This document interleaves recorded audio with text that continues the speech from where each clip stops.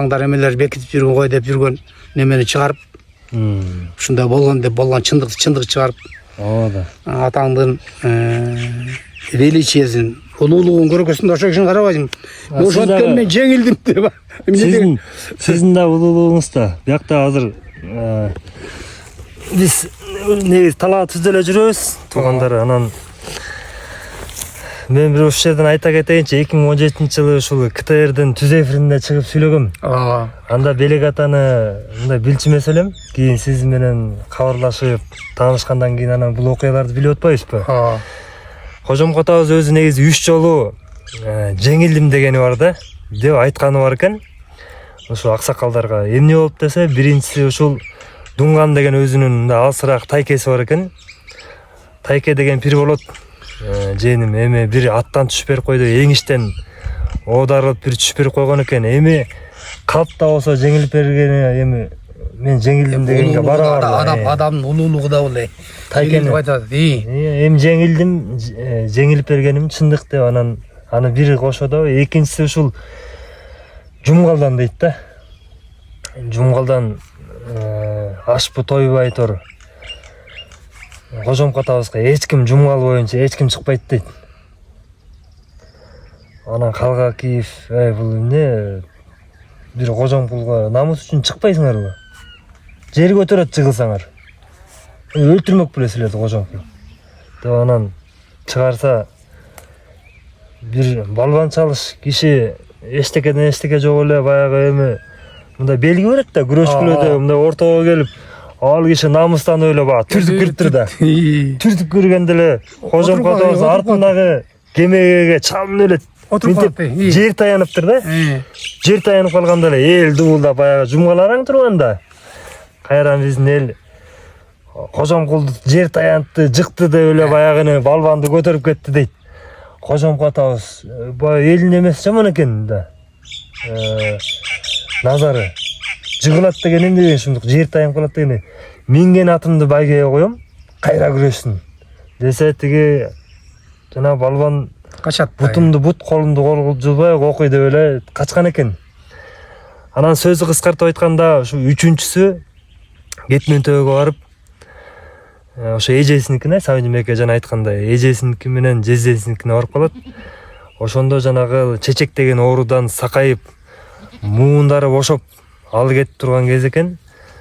Анан эми намыс да. Мен илгеркилер азыр жана ырчылар эртең менен үнүм ашылып айтат да бир шылтоолойт го.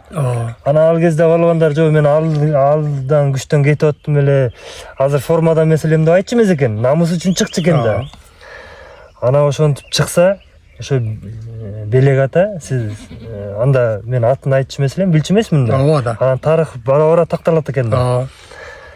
Анан ошо Белек атанын укмуш бир чалмасы бар экен, ошо Кожомко атабыздын деле өзүнүн эскерүүсү бар экен.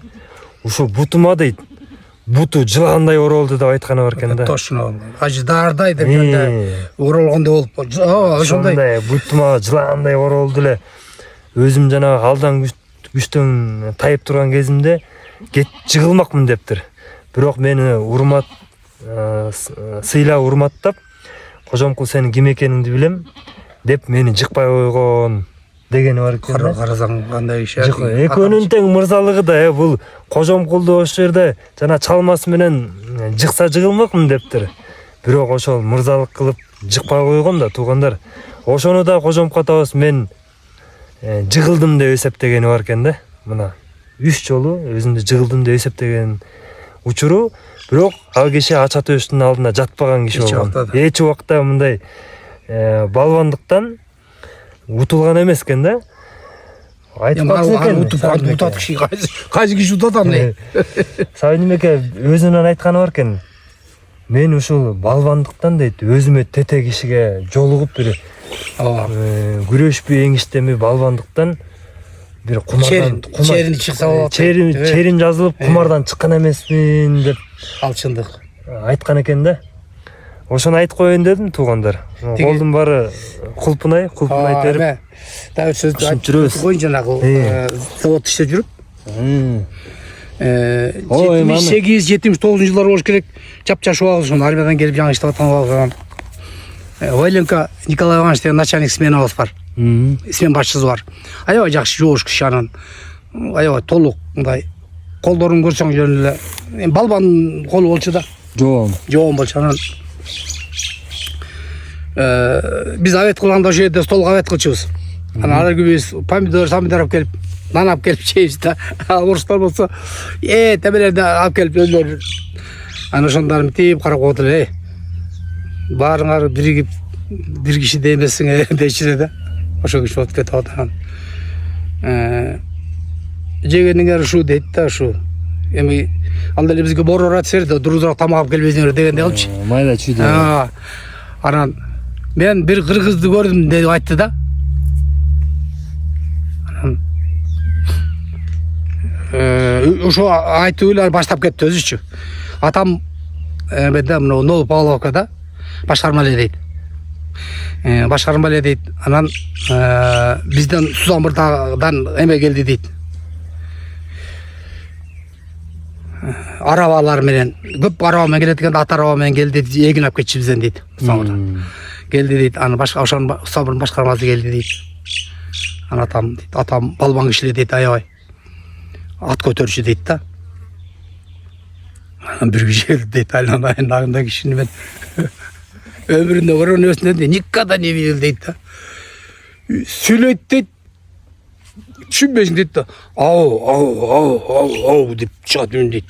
Үнү күркүрөт. Эми дейт, көзү дейт, аябай чоң дейт да, слишком эле дейт да. Элден төшөнөдө чыгып турат дейт. Атам чал ийне чейин келет дейт да. Бар жүктөштү дейт. Бар жүктөп анан кийин бир-эки арабасы ушундай эметип калды дейт. Анан бере албайм деп калды. Анан сүйлөшүп отургандан кийин атайын калтырды көрөт дейт, атам деле дейт.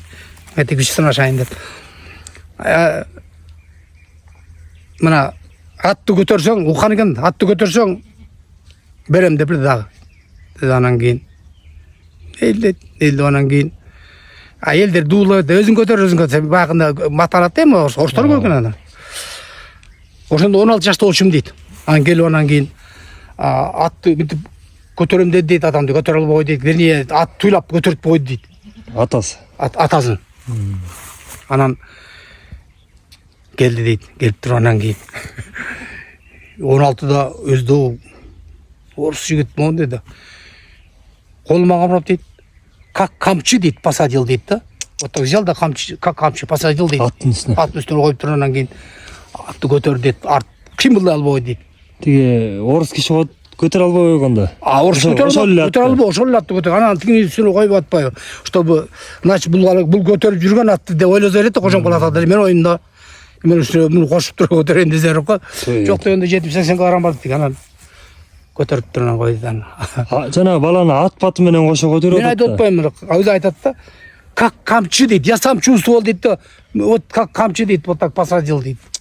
Не деген күчө? 70 килоны мынтип көтөргөн. Анан кайра ат менен кошо көтөрөт. Ат менен кошо көтөрүп, эми жай ал атты эми атабыз белге чейин өйдө көтөрүп жүргөндө аны таң калыш эчтеке жок. Жанагыны өзү айтып атпайбы? 16 жашар болгондо өзү аябай чоң, здоровый киши болчу да. Ошондо 70 кило болсо керек да. Мындай көтөрдү дейт, колума кармалып дейт, камчы деп өдүп отуруп.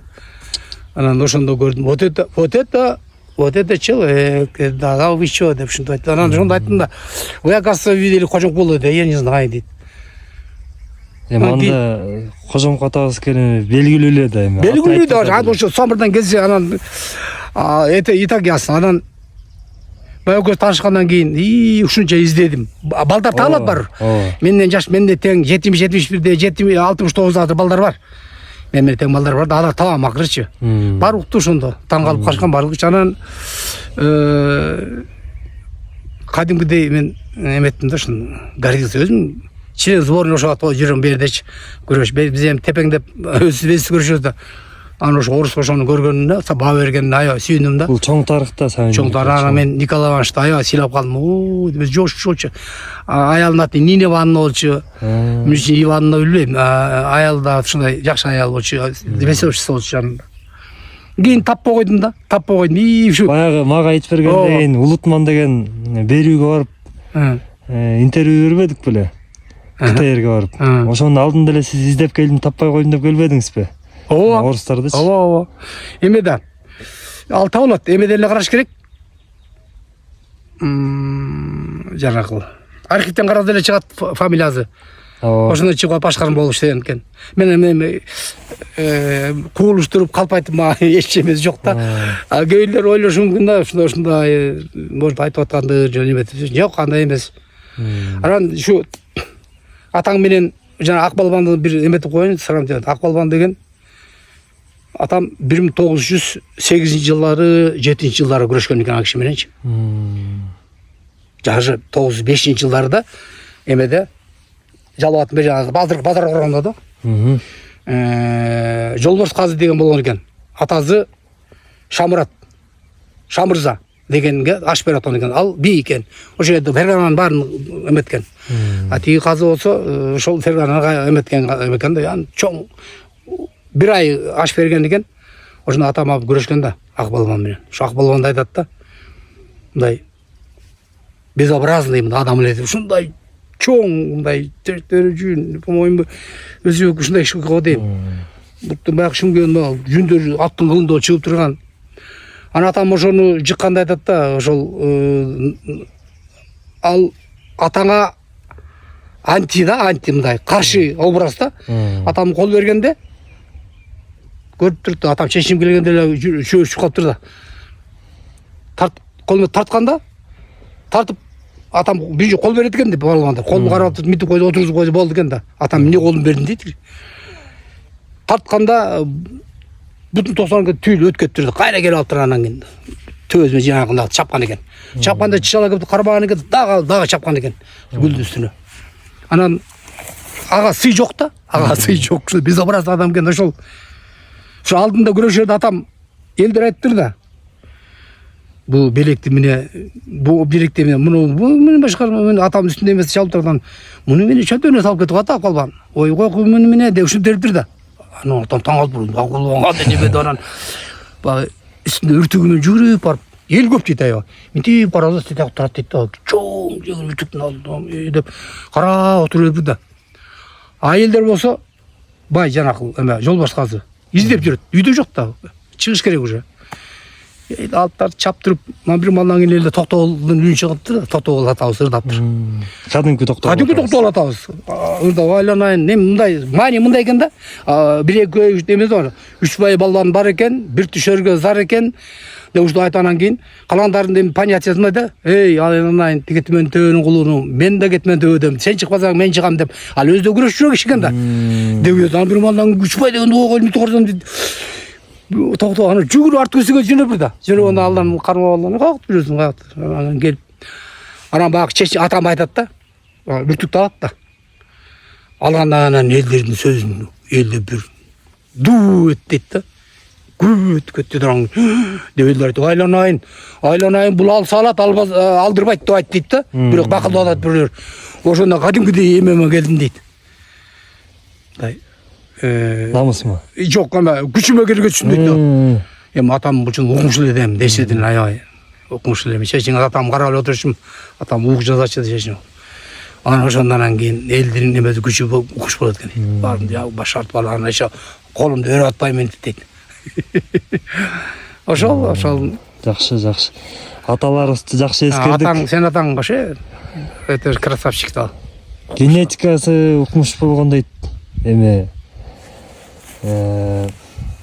жанагынча бой анан ачыкча эт байлабаганы денесинде мен ташын көрдүм го ал ташты кыймылдатып албадык го балбандар барып ооба баса биз баягы 2018-жылы 130 жылдыгынын алдында барып ушу Кетмен төбөдөгү ташты көрүп келбедикпи Чаар таш деген жерден ошол жерде шерине жеп турган аксакалдар көтөрткөн деп айтты калп айтпасам ошо өтүп кетип аткан экен айтып бирде эме кожоп калай ошо эмне ошол жолду көрдүңбү өзүң деле арыктай болуп жол болуп калды мында анан бир эстелик калтырып кетти анан мынтип ошо көрдүңбү таштар жатат кулап анан карап жана таштардан кийин келип кучактап алыптыр айттыр да эмне деген ушундай бош жерге анан көрдүңбү жакып элдерин аны ал ташты алып кете албайт дагы экенсиң чийне менен сүйрөтүп алып кетсең чийне менен сүйрөтө албайсың кантип сүйрөтөсүң аны кандай жолдорду тата алай эле Анан вертолет менен көтөрүп кетпесең аны. Ооба, вертолет менен болду. көтөрсө болот, а так Болбосо алып кете албайт экенсиң. укмуш. Көз жетпей калды да. Андай таш тиги эмеден толук жактан да көрүп келдим. Туура эле ошондой экен. Аны качан көрдүм? 4-5 жыл болуп калды ага деле. 6 жыл болуптур. 2019-2020 жылдары барып көрүп келдим. Ушу болгон Кожомко атабыз көтөргөн таштарды мындай изилдеп Тартып калдым сүрөткө? сүрөткө тарттым. Видеода тарттыңбы? Видеода тарткам, бирок ал кезде мындай интернетке чыгарганды билбей, анан телефондор алмашып кетип эле өчөт экен да. Эми азыр деле кеч эмес. Азыр деле барып жакшылап кайрадан тартса болот. Барып келебиз анда деген. Бир күн убакыт табып барып келебиз. Ал сен атаң үчүн, атаң арба үчүн ал нече күн стоит барып келген? Жакшы, аталарыбыздын арбагын жакшы эстедик, дагы деле эстейбиз Айнеке. Эми азыр 33 мүнөт, жарым сааттан өтүп кеттир. Эми кыскартат эметет болуш керек. Ушу боюнча эле чыгарабыз, болгону болгондой. Анан кийинки дагы ыңгайы келген учурларда чыгарып турабыз, аталарыбыздын эрдиктерин, кылган, жасаган эмгектерин буюрса. Жакшы туруңуз Айнеке. Сага чоң рахмат. Азамат жигитсиң. Рахмат. Кожомко атанын арбагы колдосун сени. Рахмат. Кудай өзү колдосун.